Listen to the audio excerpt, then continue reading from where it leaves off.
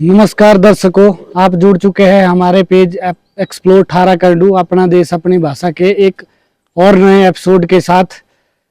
तो सबसे पहले अपने इष्ट देवता की जय करते हैं और कुल देवता की जय और 18 कर डू की जय।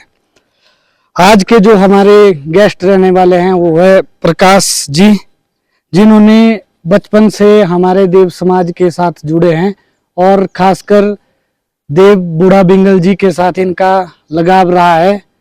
तो इनसे हमें बहुत कुछ जानने को मिलेगा देव बूढ़ा बिंगल जी के बारे में। और आज हम जानेंगे इनसे कि हमारे हिमाचल के देवभूमि के मंदिर, यहाँ के मंदिर और बाहर के मंदिर में क्या विशेषता है और यहाँ के मंदिर इतने खास क्यों हैं। तो नमस्कार सर, पहले तो आप अपना परिचय हमारे दर्शकों को दीजिए और अपने बारे में थोड़ा बताइए कि आप देव समाज के साथ कब से जुड़े हैं। मेरा नाम है प्रकाश ठाकुर, घर है मेरे कटिंडी। और देव समाज के साथ तो देखिए ऐसा है कि बचपन से ही जुड़े होते हैं हम लोग। तो यहाँ सारे के सारे, केवल मात्र मेरी नहीं, सारे बचपन से ही जानते हैं कि देवता के पास आते हैं जाते हैं। और इसमें मुझे नहीं लगता कि मेरा कोई विशेष है, मुझे लगता है कि सभी का विशेष ही रहता है हमारे यहाँ हिमाचल में। सबके कुल देवता का सिस्टम होता है, इष्ट देवता का सिस्टम होता है। तो ये कह सकते हैं कि बचपन से ही है जो भी है। आत्मा और परमात्मा का जिस तरह से रिश्ता है वैसा हमारे देवता के साथ भी हमारा रिश्ता है। तो सर सबसे पहले आप हमारे दर्शकों को और हमें भी देव बूढ़ा बिंगल जी के इतिहास के बारे में थोड़ा बताइए कि देवता कौन से रूप में हमारे रुंज में विराजमान है और आप किस रूप में देवता को जानते हैं। देखिए, देव बूढ़ा बिंगल का जो मामला है या जो भी नाम है, ये कहीं भी शास्त्रोक्त नहीं है, ना ही कहीं शास्त्रों में इनका कोई वर्णन मिलता है। जैसे महर्षि पराशर का हो गया या जितने भी हमारे ऋषि हैं, ज्यादातर का जो है शास्त्रों में वर्णन मिलता है, उनकी सारी कहानियां मिलती हैं। बूढ़ा बिंगल के नाम पे हमारे पास अगर कुछ है तो वो उनके एक सूर्य पाखे के अंदर लिखा हुआ है कि छंद शास्त्र रचयिता महर्षि पिंगलनाग जी महाराज।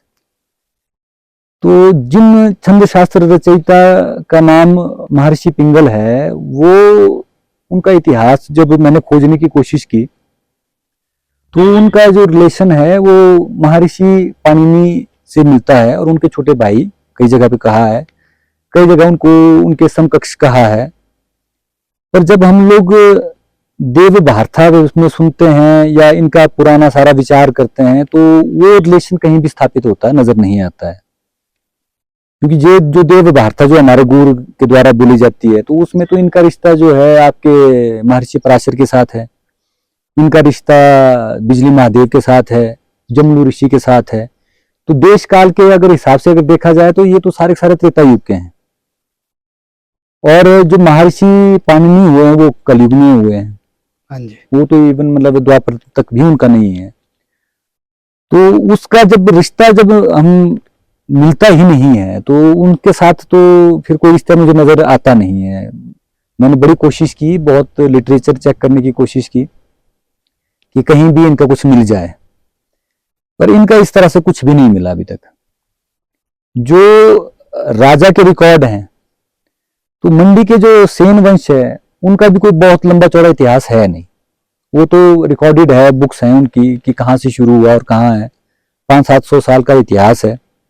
या अगर देवताओं के इतिहास के मामले में अगर देखा जाए तो महर्षि बूढ़ा बिंगल का जो सबसे पहले जो वर्णन आता है वो आता है भूतनाथ के साथ। मंडी का जो है, हाँ जी, जो सबसे पहले भूतनाथ का जो मंदिर की जो प्रतिष्ठा हुई थी और जिसमें जो एकमात्र देवता जो वहां पे बुलाए गए थे उस टाइम पे प्रतिष्ठा में, वो देव बूढ़ा बिंगल थे। तो एक तो बूढ़ा, ऊपर से बिंगल। तो मेरे काफी जो ज्ञानी या आचार्य लोगों से जिनसे भी कई बार मेरी चर्चा चलती है कि इनके बारे में वो क्या सोचते हैं। अब जिस स्वरूप में ये बैठे हुए हैं या जिस स्वरूप में ये दर्शन देते हैं, तो उसमें भी अलग अलग लोगों के अलग अलग विचार हैं।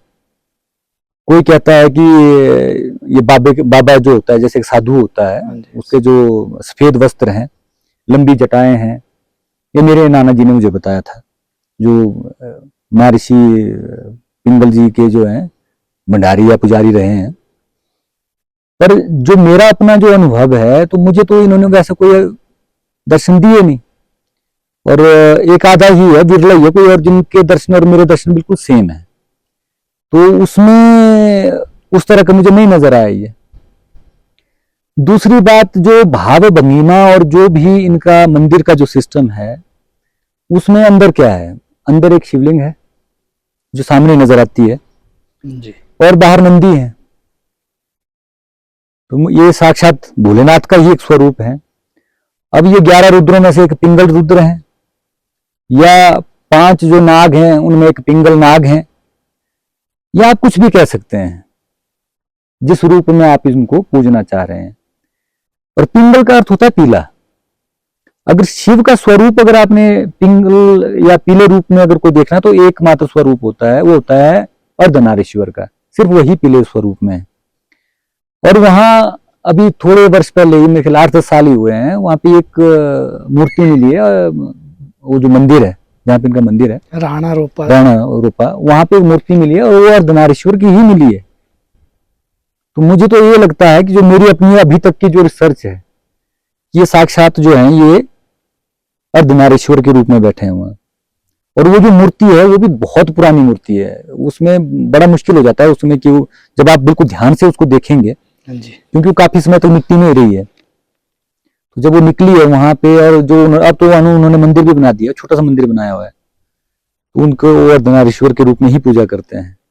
तो मेरा जो अपना मानना है कि जो इनका मंदिर है वहां पे ये जो बैठे हैं ये अर्धनारीश्वर के रूप में ही, तभी ये पिंगल है। और जिन आचार्य से मेरी बात हुई, जिन्होंने मुझे एक तरह से पूरा विवेचना की कि ये पिंगल क्यों है, तो वो मैच करता है उनके साथ बिल्कुल सही ढंग से। और मुझे तो जो, या किसी को भी अगर ये देते हैं, तो ये तो तपस्वी के रूप में ही अपने दर्शन देते हैं। और उसमें कहीं भी ऐसा नहीं है कि भोलेनाथ के जैसे कि कोई गले में सांप है और कोई तीसरा नेत्र है कि चंद्रमा जो ललाट पे है, ऐसा कुछ नहीं है। बिल्कुल तपस्वी की तरह ही दर्शन देते हैं, जैसे कोई तपस्वी बैठा है अंदर, और बिल्कुल यंग, वो उसमें कुछ भी बूढ़ा और कुछ लंबी कोई दाढ़ी ऐसा कुछ नहीं है। जबकि महर्षि पराशर के दर्शन तो अद्भुत हैं, वो तो साक्षात ऋषि स्वरूप में ही दर्शन देते हैं, जो मेरा अनुभव है। देखो ये अपने अनुभव हैं, इसमें डिस्क्लेमर देना चाहिए कि किसी की भी कोई भावना आहत हो सकती है इस चीज में। तो ये मेरे अपने पर्सनल व्यूज हैं जितने भी हैं, इनको अन्यथा ना ले। ये बहुत अच्छी बात कही आपने। हर व्यक्ति का अपना एक होता है आत्मा का परमात्मा के साथ सबके अपनी अपनी यात्रा है। मेरी जो यात्रा है, मैं तो उसके जो मेरे पड़ाव हैं, मैं तो उस हिसाब से बता रहा हूँ कि मुझे क्या अनुभव हुए हैं और मुझे क्या परमात्मा ने बताया है।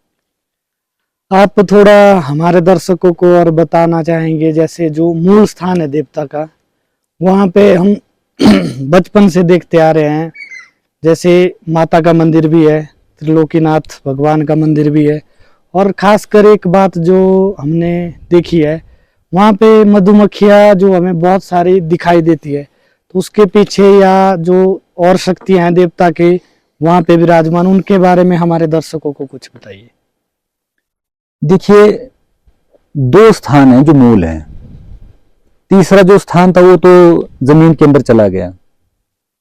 मूल तो 3 थे कि जो रुंज गांव में जो था, जब मेरी माँ उस वक्त 9 साल की थी, तो उस समय पे वो वहां पे पूरा जमीन के अंदर वो पूरी एक बाग थी, पूरा बगीचा था एक देवता का। हाँ जी। वो पूरा जमीन में चला गया था वो। और उसके बाद जो अभी 2 बचे हुए हैं जो मूल स्थान है, एक जिसको हम बोलते हैं कहूधार, जहाँ उंगली सुंगली बूटी बोलते हैं, कि ऐसा पेड़ है कि जिसकी जड़ें ऊपर को हैं और जिसका तना नीचे को, जो सिर है वो नीचे की तरफ को है इनकी। पर वो इतनी जीर्ण शीर्ण हालत में है कि आप उसको देख के कोई ऐसा जजमेंट अब लगा नहीं सकते। है एज इट इज है, वो यूं का यूं है। हाँ जी। धारियां हैं उसके ऊपर। और वो स्थान ऐसा है कि वो तपोस्थली है, जिसको हम जेठा चौंतोदा भी बोलते हैं देवता का। वहां पे आम जनता के लिए मनाही है, कोई नहीं जाता है वहां। जहां हम लोग सभी जाते हैं वो है मंदिर। मंदिर के जो सीधे हाथ की तरफ है वो है बगलामुखी, जो 10 महाविद्याओं में से 5वीं विद्या है। साथ में त्रिलोकीनाथ हैं। त्रिलोकीनाथ तो साक्षात शिव का ही है स्वरूप। और जो पीछे की तरफ एक मंदिर बना हुआ है वो महर्षि सुखदेव ऋषि का है। साथ में 18 कंडू भी वही हैं। और इनके 18 टिक्के जो मतलब जो इनके पुत्र कहलाए वो भी उनकी भी उसी के अंदर मूर्तियां हैं। पर उनको अगर आप ध्यान से देखेंगे वो मूर्तियां बहुत पुरानी है। सिर्फ जो बीचों बीच जो मूर्ति रखी हुई है सुखदेव ऋषि की, सिर्फ उनको देख के आप जजमेंट लगा सकते हैं कि हाँ ये सुखदेव ऋषि की ही मूर्ति है। मैंने बड़ी कोशिश की उसको बड़े ध्यान से देखने की। उनके साथ में जो राइट हैंड साइड की तरफ कोई एक भगवती का है जिसमें ऐसा लगता है कि शेर के ऊपर जैसे साक्षात कोई देवी है। पर वो भी क्योंकि इतनी पौराणिक मूर्तियां हैं, हजारों साल पुरानी होंगी उनकी जो आयु है, तो उनको जज कर पाना अपने आप में बड़ा मुश्किल है।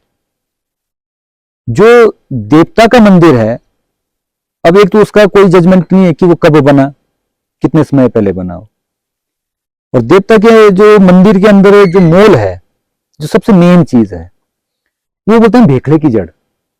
भेखला जो कांटा होता है जो उसकी जड़ है वो, जो जिसके ऊपर बैठ के जो है इन्होंने तप किया। जो एक तरह से आप कह सकते हैं कि इनकी गद्दी है जिसके ऊपर बैठ के, और उसी के नीचे जो है वो मधुमक्खियां हैं। जो उसका खोल है उसके अंदर मधुमक्खियां हैं। तो मधुमक्खियों को हम शास्त्रानुसार काली का स्वरूप मानते हैं। तो साक्षात भगवती काली बैठी हैं। अंदर शिव परिवार है, शिवलिंग है, शिव परिवार है, और 10 महाविद्याओं की मूर्तियां हैं। जो ज्ञानी जन है वो समझ जाएंगे, बाकी जो अज्ञानी हैं वो चाहे जितना मर्जी उनकी पूजा पाठ करते रहो, उनके लिए वो मूर्तियां हैं, इसके अलावा कुछ भी नहीं है। जी जी ठीक है, उनके लिए तो मात्र पत्थर की मूर्तियां हैं और कुछ भी नहीं है। और जो जड़ है वो किसी जमाने में तो हरी भी हो जाया करती थी। अब तो मैंने काफी समय से देखी नहीं, या हो सकता कि मेरे ध्यान में ना आई हो, अदरवाइज वो हरी हो जाया करती थी। अब तो नहीं मुझे लगता कि होती होगी। तो ये है मूल जो स्वरूप है वहां पे, जो साक्षात आप शिव कह सकते हैं कि वो बैठे हुए हैं वहां। और 10 महाविद्याएं बैठी हुई हैं, 18 कंडू बैठे हुए हैं, साथ में सुखदेव ऋषि बैठे हुए हैं। और सुखदेव ऋषि का तो डायरेक्ट लिंक है। हाँ जी, वो तो अभी भी जानते हैं लोग, और सभी को पता है कि उनका क्या लिंक है उनके साथ। और बगलामुखी जो साथ में बैठी हुई है वो बिल्कुल साक्षात बगलामुखी है। तो ये है।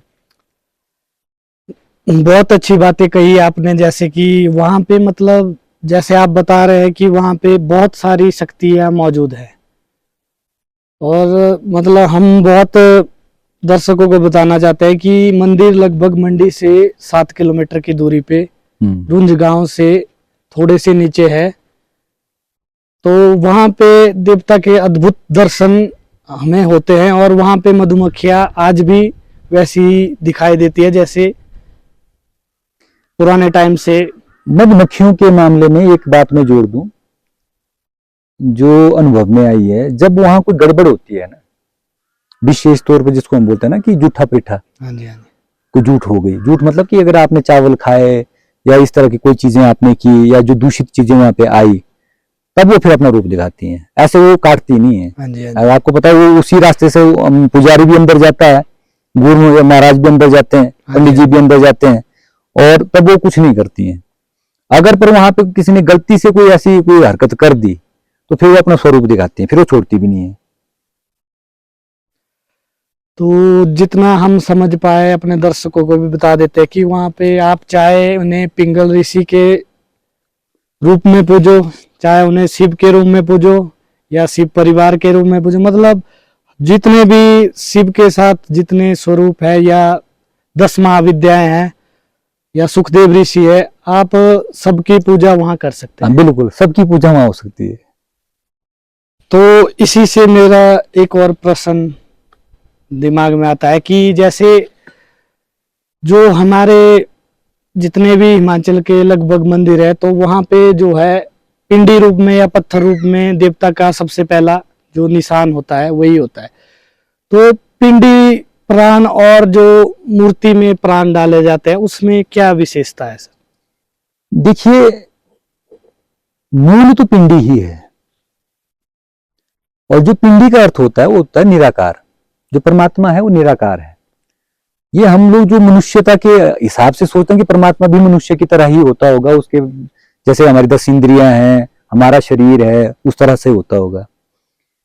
मूर्तियों का जो इतिहास है वो बौद्ध काल के बाद शुरू हुआ। सबसे पहले जब बुद्ध हुए तो उनकी सबसे पहले मूर्तियां बनी हैं, और वो तो रिकॉर्डेड चीजें हैं। अब तो उनको सबको पता है कि उनका देश काल और कब का समय है।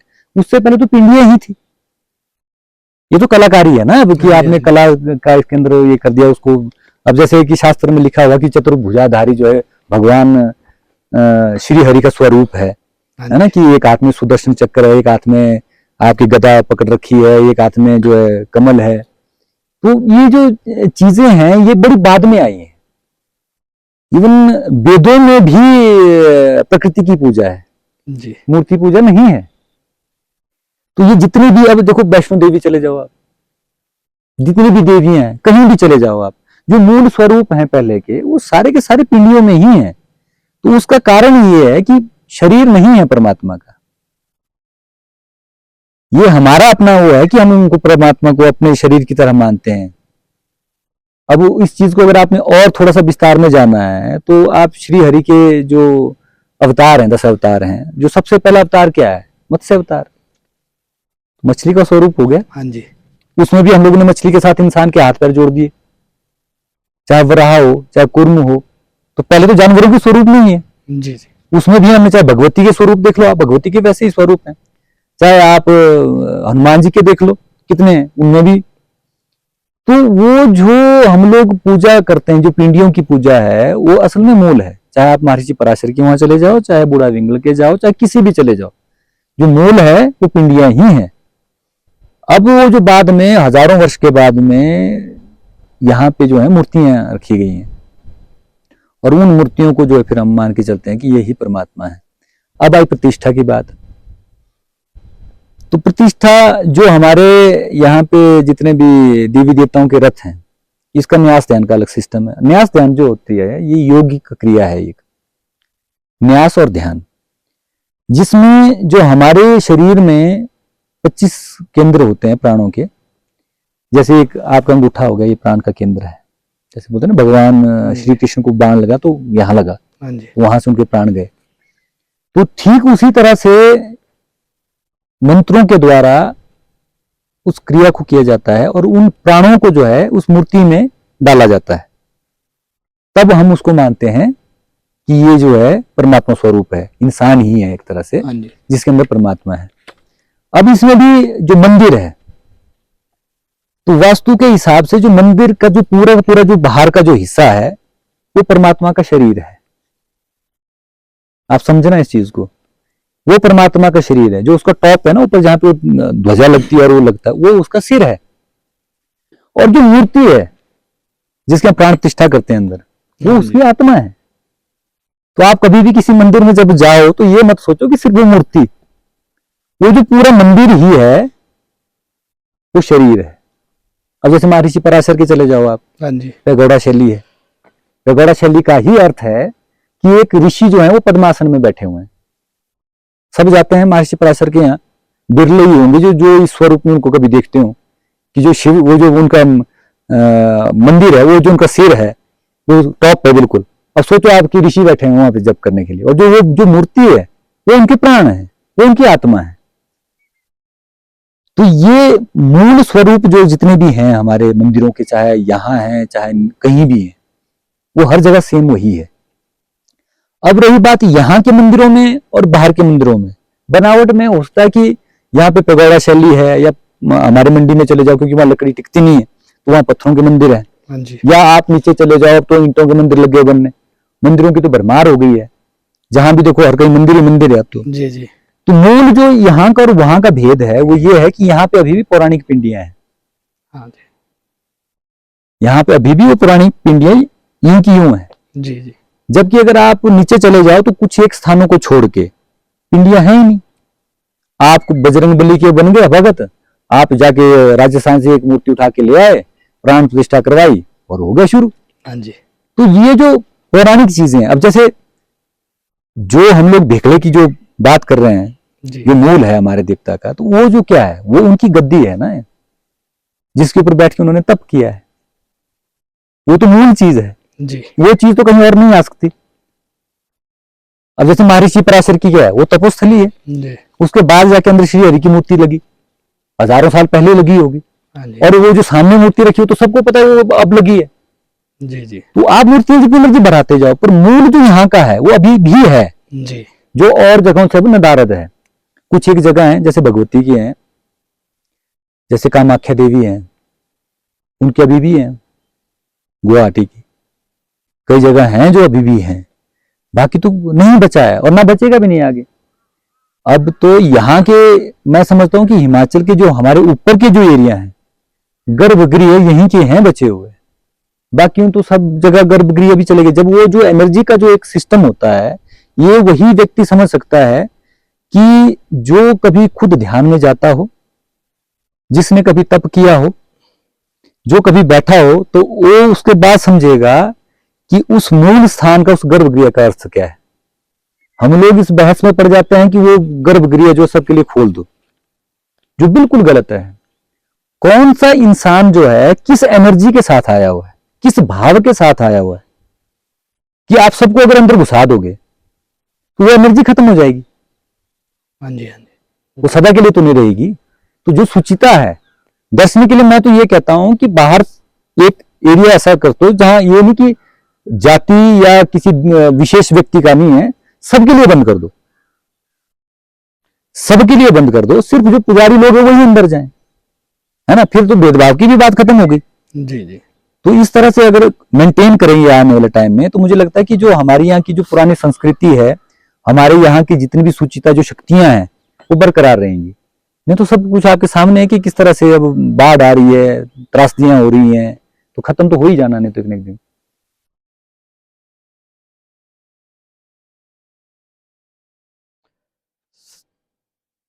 तो सर, जैसे मंडी के राजा के साथ देव बूढ़ा बिंगल जी का वैसे तो बहुत इतिहास है, बहुत सारी बातें पब्लिक में भी पता है, पर आपने अपने ज्ञान के माध्यम से और बचपन से आप उनके साथ रहे, तो आपको किन चीज़ों के बारे में पता है? थोड़ा हमारे दर्शकों को इस बारे में बताइए। देखिए, जब महाशिवरात्रि शुरू हुई है, तो उस टाइम पे कुछ देवता के 4-5 देवता ही आया करते थे। शुरू में तो जहाँ तक मेरा ज्ञान है, जहाँ तक मैंने सुनी ये चीज़ें, सिर्फ 4 देवता ही आते थे। जिसमें क्योंकि भूतनाथ से जुड़े हुए एक ही देवता थे हमारे बूढ़ा बिंगला, और किसी का कोई भूतनाथ के कोई साथ कोई रिलेशन है नहीं। ये तो वहाँ के महंत भी जानते हैं इस चीज़ को। तो सबसे पहले यही जाते थे। बाद में जैसे-जैसे आप ये कह सकते हैं कि चीज़ों की व्यवस्थाएँ बनती गई, दूर-दूर तक मैसेज होते गए, उसके बाद सारे देवी-देवता आते गए, जाते गए। अब 15वीं 16वीं शताब्दी से जब से शुरू हुआ है सारा सीज़न, जब भूतनाथ का मंदिर बना, प्रतिष्ठा हुई, तो उसके बाद शिवरात्रि शुरू हुई। और तब से जो है ये शुरू हुआ। अभी भी तो जब पहले दिन, जब भूतनाथ के मंदिर की जो पूजा होती है महाशिवरात्रि की, तो उस वक्त 3 ही तो देवता होते हैं वहाँ खड़े। 2 शुकदेव ऋषि हैं, तीसरे हमारे टुंडीवीर होते हैं, जिनको हम जातिवीर बोलते हैं। इसके ऊपर भी विवाद हो सकता है, बाकी जानते सभी हैं कि है तो टुंडीवीर ही जी है ना। तो ये कहना कि अब रिश्ता क्या है, तो भोलेनाथ तो शिवरात्रि में जाएंगे, तो शिवरात्रि तो है ही भोलेनाथ की। हाँ जी और आप ये देखिए ना कि वो जाते भी कब हैं, जब शिवरात्रि अगले दिन है, वो एक दिन पहले जाएंगे वहाँ। हम बोले जागरे वगैरह, हाँ जी है ना, शादी से एक दिन पहले। और हम तो जाते भी इसी भाव से हैं कि हम बारात में जा रहे हैं भोलेनाथ की, जो हमारे अपने जो भाव होते हैं अंदर से, नाचते कूदते फांदते, है ना, क्या गजब का माहौल होता है, और क्या उस वक्त की एनर्जी होती है। और अगले दिन जब अब तो डीसी महोदय आते हैं पूजा करने के लिए, तो अब वो 3 ही देवता गए होते हैं वहाँ उनके साथ पूजा करने के लिए भूतनाथ की। हाँ जी तो राजा के ज़माने से है। पहले तो अजबर सेन से जो भी हमने सुना है, अब तो 400-500 साल पुरानी बातें हैं। तो तब से जब शुरू हुआ वो तब से हुआ है। उसके बाद फिर एक-एक करके देवता जुड़ते गए। अब जो इस तरह से जुड़ते गए कि जो अब मेले जब भी लगेंगे तो वहाँ पे देवता तो जाएँगे ही जाएँगे हमारे यहाँ के। अब तो आपको पता है 200-250 देवता जाते हैं। हाँ जी हाँ जी तो अब इस बात के ऊपर लड़ाइयाँ भी हुई बाद में, स्थान के लिए, कि राजा के टाइम के कौन है, वो राजशाही देवता जिनको हम बोलते हैं, वो चलते हैं माधवराव के डोले से पीछे। और माधवराव के डोले के आगे चलते हैं वो सारे बाकी देवी देवता जो बाद में आए, चाहे आपके सराजी देवता हैं, चाहे आपके चुआरी देवता हैं, चाहे आपके उत्तरसाल के देवता हैं, चाहे कहीं के भी हैं, चाहे स्नूर के देवता हैं, बदार के देवता हैं, और सबको पता भी है इस चीज़ का कि वो जो पीछे वाले जो हैं उसमें मूल कौन है और बाद में कौन आया। अब क्योंकि हमारे बूढ़ा विंग वो तो नरोड़े देवते हैं, वो तो उस जिले में जाते ही नहीं है, वो बाद में वो स्थान किस तरह से पकड़े गए, किस तरह से हुआ, वो एक अलग कथा है। उसके ऊपर जाना मुझे नहीं लगता कि अच्छा भी है, वो कईयों की भावनाएं आ तो सकती हैं उस चीज़ में। तो राजा के ज़माने से अब बूढ़ा विंगल मतलब जो नाम से ही है कि बूढ़ा जो सीनियर मोस्ट, अब हम लेमन की भाषा में कहें तो सीनियर मोस्ट हैं, हाँ जी। इनको ज़्यादा कोई कष्ट देता ही नहीं था। मुझे बचपन का, मैं जब 5, 6, 7 साल का रहा हूँगा तब से अभी तक याद है कि अब जहाँ पे वो माधवराव के बाद जाते हैं राजा जी के पास ना, वो उस महल में अंदर जाके बैठते थे ये। तो पहले दिन जाते कौन थे वहाँ? बूढ़ी भैरवा, 10 महाविद्याओं में त्रिपुर सुंदरी भैरवा, बगलामुखी, और साथ में कौन जाएंगे? भोलेनाथ, बूढ़ा विंगल, और उनके साथ कौन जाएंगे? सुखदेव। यही थे और कोई थे ही नहीं। हाँ जी। बाकी तो सब उसके बाद ही हुए, उसके बाद ही आए सारे के सारे। तो ये तो डायरेक्ट लिंक है। पहले बोलते थे हमारे यहाँ कि 46 बाजे जाते थे, अभी भी बोलते 46 बाजे। हाँ जी। वो जब ऊनी का जो मोड़ है, जहाँ से टारना भगवती से हमारा देवता का, वहाँ से हम पीठ करते हैं बाकायदा अभी भी, क्यों बोलते हैं कि लड़ाई हुई हुई है, पति पत्नी बनते नहीं आपस में। ये भी एक कईयों का विवाद का कारण रहा। कई बोलते हैं कि ये क्या बोलते हैं, वो तारा है, वो साक्षात, अरे हम भी बोलते हैं कि वो भोलेनाथ है, भोलेनाथ की तो भगवती हुई होगी और कौन होगा। हम तो नहीं कह रहे कि वो महर्षि है और वो कोई औरत है, उस तरह से हम तो उस चीज़ को बोलते भी नहीं है। और सबसे बड़ी मजे की बात तो ये कि तारना भगवती अगर आप जाएंगे तो दरवाजे के ऊपर सबसे बड़े शिव परिवार ही है, वो भी तो शिव से ये डायरेक्ट सारा सिस्टम है। और हमारे देवता का भी शिव वो परिवार शिव ही है, परिवार ही है, दरवाजे वही के है, एक पास। ही चीज है, यहाँ जाओ चाहे वहां जाओ। हाँ जी। हाँ जी। और बुजुर्गों के जमाने में जब हम मंडी जाते थे तो वो जो ऊनी का जो मोड़ है, जहाँ से भगवती का मंदिर सामने नजर आता है, वहां पे खारे को बाकायदा जो देवता का जो हमारा खारा जाता है यूं उठा के ऊपर, उसको उल्टा फेरा जाता है, ये पीठ करके जाता है। तो वो अभी भी होता है, वो रिचुअल है हमारे बने हुए पुराने। और मंडी के राजा के साथ तो हुआ है बाकायदा के विवाद भी हुए कोई बीच में, जो हमारे बुजुर्ग सुनाते थे कि राजा के साथ कि उनकी शक्तियों का प्रदर्शन करवाओ, ये करो वो करो। तो मुझे नहीं लगता कि ये कहानियां अब बतानी भी चाहिए, इसमें भी कई विवाद हो जाएंगे नहीं तो आगे। हाँ जी। हाँ जी। तो ये परंपराएं भी हैं और ये मालिक की कृपा भी है कि हमें उन चीज़ों का ज्ञान भी है और हम उन भावों को समझते भी हैं। तो अभी भी वयोवृद्ध नेता बैठे हैं बीचों बीच, अब जहाँ बैठते भी हैं आप देखिए ना, सीधे हाथ की तरफ सुखदेव ऋषि बैठते हैं, उल्टे हाथ की तरफ इनका वजीर बैठता है, टुंडीवीर बैठता है, उसके बाद महर्षि पराशर बैठते हैं, उसके बाद फिर आपके शेषनाग, और वो इस तरह से है सारा सिस्टम है। तो ये अब तो आप देखेंगे भी तो बीचों बीच अब बुजुर्ग है, ये बड़े छोटे वाली तो बात भी नहीं होती हाँ है। जी। हाँ जी। ये तो आजकल ट्रेंड ये हो तो रहा है नया कि ट्रेंड हो गया है जो कि ये बड़ा है, ये छोटा है, राइट जगह ये दूरी जगह हाँ ये। बैठेगा तो। पर मुझे लगता है कि जब राजा कोई बैठता है तो उसके राइट और लेफ्ट थोड़ा देखा जाता है। हाँ जी। हाँ जी। तो अब तो इसका मतलब वही जो राइट में बैठा वो उससे बड़ा हो गया कोई, हाँ जी। ये लेफ्ट में जो बैठा वो उससे बड़ा हो गया कोई। ये तो अपने आप में ही मतलब यहाँ के लोगों ने, अब कलयुग में एक चीज मैंने और भी देखी कि मेरा देव बड़ा होने का अर्थ ये है कि आप कहीं ना कहीं अपने अहंकार को ऊपर रख रहे हैं, जबकि साक्षात भगवान श्री कृष्ण गीता में कहते हैं कि आप पूजा जिस मर्जी की करो, पूजा तो मेरी ही हो रही है। तो जब आप इस लेवल पे जाके जब सनातन को समझेंगे या अध्यात्म को समझेंगे तो ये बड़े छोटे की लड़ाई तो खत्म ही हो जाएगी। अब चलो जहाँ पे हम बैठते हैं देवता को, तो एक जगह बूढ़ा विंगल बैठते हैं, साथ में जो है महर्षि पराशर बैठते हैं। तो जो पराशर ऋषि हैं वो श्री हरि के अवतार कहे गए हैं और वो शिव के हैं, दोनों का ही स्वरूप डिफरेंट है। तो आप क्या बोलोगे कि अब पराशर बड़ा हुआ कि बूढ़ा विंगल बड़ा हुआ, कि शिव बड़े हुए कि श्री हरि बड़े हुए? ये तो अपने आप में ही मतलब एक मूर्खता वाली बात है कि कौन बड़ा है और कौन छोटा ये है। तो शास्त्रों में जैसे बताया जाता है, ये तो आपस में एक दूसरे की भक्ति करते हैं। कुछ एक तो आपको मैं और बात मजे की बताऊं कि जब अगर शास्त्रों को अगर आप पकड़ना शुरू करोगे तो आपकी देवनीति छूट जाएगी कहीं रास्ते में। एक छोटा सा उदाहरण देता हूं मैं आपको, गणपति बड़े हैं कि पराशर ऋषि बड़े हैं?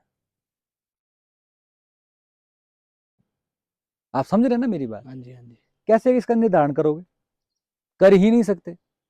और मजे की बात है वो दादू बोलते हैं, जब उनका गुर खेलता तो दादू, फिर तो शास्त्र गलत हो गया, फिर तो शास्त्र ही गलत हो गया। और पहली पूजा क्या होती है शास्त्र अनुसार? वो तो गणपति की होनी गणपति जी चाहिए, की है।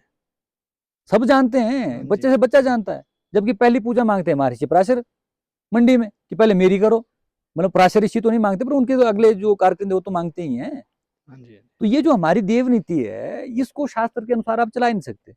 अब आदि ब्रह्म का है, अब शास्त्र अनुसार आदि ब्रह्म के पड़ पोते हुए महर्षि पराशर। पर मैंने जब बाद में मैंने इस चीज के ऊपर सर्च की, क्योंकि ये भी दादू बोलते हैं, तब जाके मुझे समझ में आया कि ये वो आदि ब्रह्मा नहीं है, ये ऋषि आदि ब्रह्मा है। नाम उनका भी आदि ब्रह्मा ही हुआ कई ऋषियों का। तो जब इन चीजों को आप बड़े गहराई से समझेंगे, तब जाके आपको बातें समझ में आती है कि इसमें बड़े छोटे का जब जब भी हम घुसाएंगे किसी चीज को, तो उसमें क्या होगा, कहीं ना कहीं आप एक तो सब सामने वाले की भावनाओं को ठेस पहुंचाएंगे, है ना? क्योंकि सबके कुल देवता उनके लिए बड़े हैं। हाँ जी। अब आप ये देखिए कि शेषनाग बड़े हैं कि महर्षि पराशर बड़े हैं, ये तो बहस ही गलत हो जाएगी। और यहां तो मारने कूटने के लिए तैयार हो जाते हैं बंदे। अब आप देखिए चौहार बेल्ट में अगर आप जाएंगे तो उनके बड़े देवता हैं हुरंग नारायण, ये उनकी भाव है। अब आप द्रंगसिरा में आएंगे तो बूढ़ा विंगला हमारे बड़े देवता है। हाँ जी। जब आप उत्तर साल बदार और सनोर में आएंगे तो उनके लिए महर्षि पराशर बड़े हैं। फिर चले जाओ आप उधर कमरुनाग की तरफ, आपका बल हो गया, आपके जितना भी आपका बन्यूरी वाले हो गए, आपके सुकेत पूरा। ये सारा जो भी सिस्टम, उनके लिए कमरुनाग बड़े हैं। फिर आप आ जाओ ऊपर थाची की तरफ, उनके लिए विष्णु मतलोडा बड़े हैं। तो उसमें बड़े छोटे की कहानी ये जो है ना, ये बहुत ही अनपढ़ता वाली कहानी है। ठीक है, आपका भाव जुड़ा हुआ है, पर परमात्मा का तो कोई रूप ही नहीं है। जब हम परम ब्रह्म की बात करते हैं तो वो वहां पे आपका शिव भी खत्म है, आपके विष्णु भी खत्म है, वहां ब्रह्म भी खत्म है, क्योंकि वो तो निराकार है। तो फिर किसको बड़ा और छोटा गिनाओगे आप? स्वयं अपनी भाषा में महर्षि पराशर कह रहे हैं कि मैं सरंडी तू मंडी। ये तो सबको पता है, सब सुनते हैं। और वहां उनकी वार्ता में बोलते हैं कि मैं मंडी तू सरंडी। ये व्यवस्था तो शास्त्रानुसार नहीं हुई, तो वार्ता के अनुसार तो है ही है। हाँ जी। ठीक है ना? तो जो स्थान इनका यहाँ है वो स्थान उनका वहां है, इसमें बड़े छोटे वाली कोई बात नहीं है। और मजे की बात यह है कि हमारे यहाँ भी तो महर्षि पराशर के मोहरे हैं, हाँ जी। चाहे बनवाड़ हो गई, चाहे आपके त्रांडी हो गया, चाहे आपका तूंग हो गई। अब तूंग में तो देखो आप, मजे की बात है, पीछे एक बुजुर्ग के साथ मेरी बात हो रही थी, वहां बिना सूर के तो पूजा ही नहीं होती पराशर की। हाँ जी। है नहीं गजब का सिस्टम? वो तो नियम है, वहां पे वो सूर बननी ही बननी है। हाँ जी। सूरा मतलब बिना शराब की बात ही नहीं होगी। अगर शास्त्रों में देखो, वो सूर जो है वो अलग चीज होती है, हम उसको दारू की तरह नहीं वो करते, पर है तो नशे वाली चीज है। हाँ जी। तो ये जितनी भी चीजें हैं, ये वहां पे जाके इंसान समझेगा जब वो स्पिरिचुअल हो जाएगा। गड़बड़ कहाँ है कि हम हर जगह जो पूजा अर्चना जो करते हैं वो अहंकार के साथ करते हैं। और जब तक आप आध्यात्मिक होते हैं फिर वो अपने आप अहंकार। फिर मैं अब देखो, यहाँ जहां हम कहाँ बैठे हैं, महर्षि पराशर के यहाँ पे बैठे हैं ना, हाँ जी। हाँ जी। तो किसकी कृपा है? इनकी कृपा है। और कहाँ देखो किस स्थान पे बिठाया हुआ है। विश्वास नहीं करोगे, ये स्थान भी महर्षि पराशर ने बताया हुआ है मुझे कि वहां जाना है। सारी व्यवस्था महर्षि पराशर की हुई है। और किसके कहने पे की हुई है? मेरे इष्ट के कहने पे की हुई है, मेरे कुल देवता के कहने पे की हुई है, महर्षि बूढ़ा विंगल के। महर्षि बोलो, महादेव बोलो, जो मर्जी बोलो। हाँ जी। तो फिर यहाँ पे कहाँ भेद हुए? कहीं कोई भेद नहीं हुए, बड़े छोटे की कहानी खत्म है। तभी तो शायद हमारे बुजुर्गों ने भी जो है पारिवारिक संबंध जैसे दादू पोतरू का रिश्ता बनाया, ताकि आगे चल के जो है व्यवस्था में थोड़ी गड़बड़ ना हो। गड़बड़ ना हो। पर लोग अभी भी जो है, अब तो सोशल मीडिया का ट्रेंड भी हो गया है कि फोटो खींच लेंगे बड़ी जगह पे बैठे छोटी जगह पर। जैसा कि आपने बताया, लोगों को इनकी बातों को ध्यान से सुनना चाहिए और समझना चाहिए कि अपने अहंकार को एक साइड करके देवी देवताओं की पूजा करिए। देखिए सर जैसे आम इंसान कैसे अपने देवी देवताओं से एक जुड़ाव जुड़े, या मतलब अपने भाव भक्ति का सही मार्ग थोड़ा हमारे दर्शकों को बताइए, क्योंकि आजकल के में सोशल मीडिया का जमाना है, तो आजकल तो फोटो में भी देख लेते हैं, फोटो में भी पूजा कर लेते हैं, तो उस तरह से कुछ हमारे दर्शकों को बताइए सर। देखिए, मैं फिर से डिस्क्लेमर देना चाहूंगा कि कोई अन्यथा ना ले ये चीजें, ये मेरे अपने अनुभव है। इस युग में सबसे बड़ी दिक्कत ये है कि ज्ञान की अधिकता हो गई है। ये जो आ गया है ना, पहले के जमाने में जब आपके पास सूचना नहीं थी, ज्ञान नहीं था, तो इंसान पूजा ही नहीं करता था। जैसे जैसे टेक्नोलॉजी बढ़ी, वैसे वैसे पोंगा पंडित ये वो हर तरह की व्यवस्थाएं शुरू हो गई। आप ये देखिए ना कि अभी मेरी जो उम्र हुई वो 45 साल है, तो सबसे पहले जो भागवत हुआ हमारे इलाके में वो मेरे सामने हुआ। हार्डली कितने साल हुए होंगे, 25-26 साल हुए होंगे। और अब तो देखो कि भागवत, शिव महापुराण, देवी भागवत, राम कथा, कितने तरह के चल ही रहा है। और मजे की बात यह कि परिवार टूट रहे हैं। अगर इन पाठों से अगर कल्याण होता हो तो परिवार इस तरह से ना टूटते। मैं ये नहीं कह रहा हूं कि उससे पहले परिवारों में लड़ाइयां नहीं होती थी, लड़ाइयां हर जगह होती थी, पर अहंकार कम था। आजकल हर दूसरा आदमी ज्ञानी है। आप सोचिए ना कि जब आप रोज भागवत में जा रहे हैं और उसके बाद भी आपके मन की जो पीड़ा है, कुंठा है, दूसरे के प्रति आपके जो द्वेष है, घृणा है, अगर वो खत्म नहीं हो रही है, तो कहीं ना कहीं मुझे लगता है कि समाज को एक बार अपने भीतर झांकने की जरूरत है।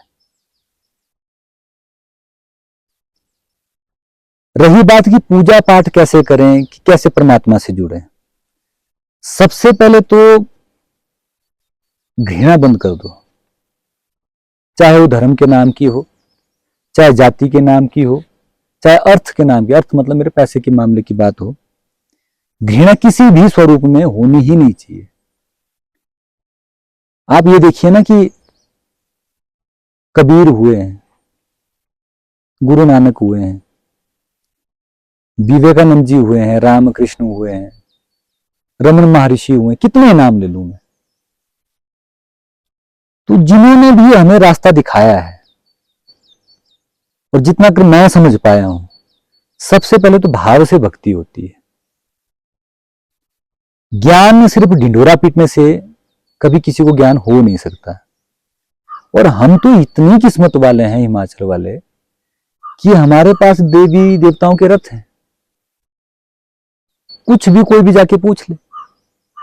बीच में मत डालो किसी पुजारी को, बीच में मत डालो किसी भी गुर्द या किसी भी ऐसे कैसे भी किसी पंडित को, डायरेक्ट अपने आप बात करो ना।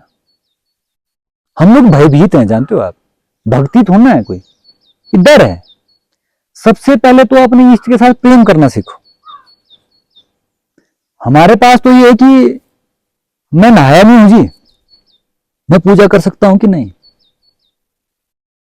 अरे मछली जो 24 घंटे जल के अंदर है वो मुक्त नहीं हो पा रही है, वो तो हर वक्त नहा ही रही है। हाँ जी।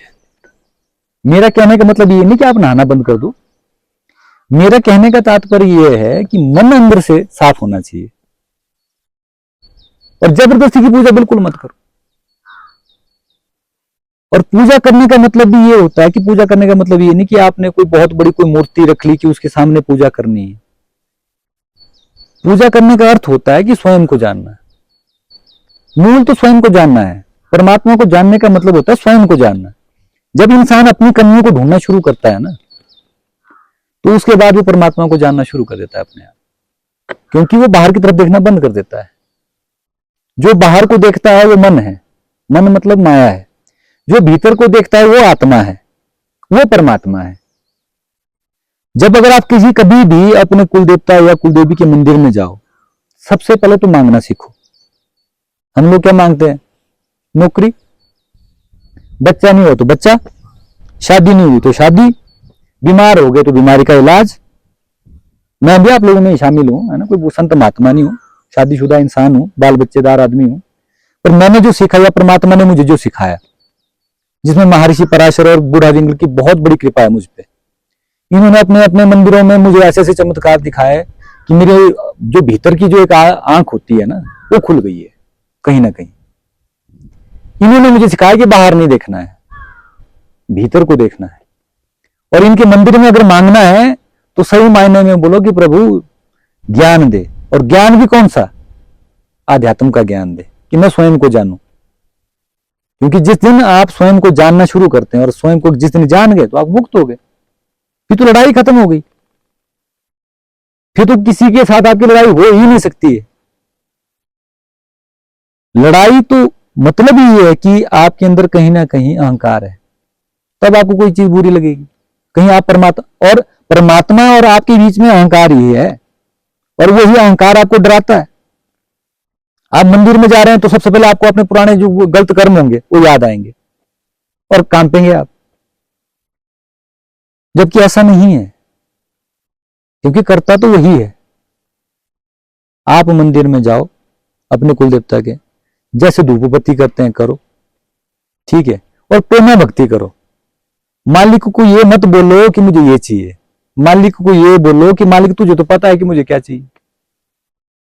हो सकता है जो आज की डेट में मुझे जो अच्छा लग रहा हो, कल के लिए वो मेरे लिए विध्वंसक हो जाए, खतरनाक हो जाए, तो मेरे साथ वो कर जो मेरे लिए अच्छा है। और हम लोग मांगते हैं दूसरा सिस्टम सारा का सारा। यही का अनुभव बताता हूं आपको पराशर का ही।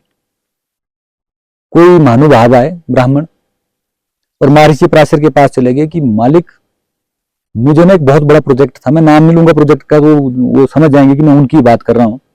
करोड़ों का प्रोजेक्ट था, मुझे वो दिलवा दे तो। अब उन्होंने ये नहीं बोला कि वो मुझे करना भी चाहिए कि नहीं करना चाहिए, देखो ये भेद है। कोई 10 करोड़ का था वो, बहुत बड़ा काम, और बड़ी जानी मानी पर्सनैलिटी थी वो।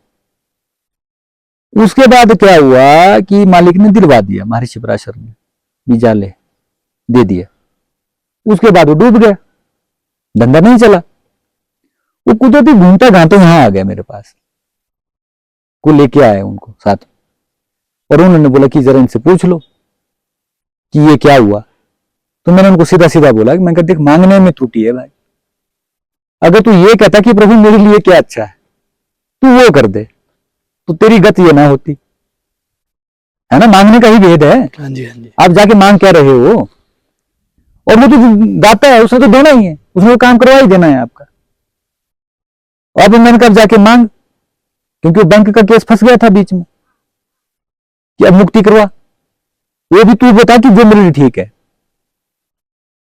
तो मेन क्या चीज है? मेन है आपका रिलेशन क्या है अपने देवता के साथ, कि आप डर से वहां जा रहे हैं, कि आप प्रेम से वहां जा रहे हैं, और वहां जाके आप कर क्या रहे हैं, किस भाव से जाके बैठ रहे हैं, ये मूल है। और जिस दिन आपने ये चीज पूछ ली तो वो समझ लो कि उन्होंने आपका जो देखने का जो तरीका है वही बदल देंगे। वो आपकी आंखें अपने आप घूम जाएंगी अंदर की तरफ, फिर आपको दुनियादारी की कमियां नजर नहीं आएंगी, फिर दुनियादारी की कोई दोष नजर नहीं आएंगे, अपने ही दोष नजर आएंगे सबसे पहले। और जिस दिन आप स्वयं का पता लग गया तो समझो कि परमात्मा का रास्ता खुल गया। जो लोग हमारी वीडियो अभी तक देख रहे हैं उनका बहुत बहुत धन्यवाद। आपने हमारे पेज को और हमारी वीडियो को गलत चल पी रहा हूँ, स्टार्ट कर। जो लोग हमारी वीडियो अभी तक देख रहे हैं उनका बहुत बहुत धन्यवाद। और खासकर जो हमारे गेस्ट है प्रकाश जी, आपका बहुत बहुत, आपने हमें कीमती समय दिया। तो इस वीडियो में इन्होंने बहुत सारी ज्ञान की बातें और अपनी पर्सनल एक्सपीरियंस बताया। तो सबसे पहले तो मैं चाहता हूं कि आप इस सारी वीडियो को ढंग से देखें और अपने परिवार के साथ शेयर करें। और जो लोग नए हैं वो हमारे पेज एक्सप्लोर 18 करंडू अपना देश अपनी भाषा को जो है सब्सक्राइब करें। अगर आप इंस्टाग्राम पे जुड़े हैं तो फॉलो करें, और अगर फेसबुक पे देख रहे हैं तो शेयर ज़रूर करें। तो अगर आप चाहते हैं हम प्रकाश जी के साथ एक और पॉडकास्ट बनाए, या आपका कोई सुझाव है, तो आप कमेंट करके हमें बता सकते हैं। तो मिलते हैं अगले एपिसोड में। नमस्कार सर। नमस्कार।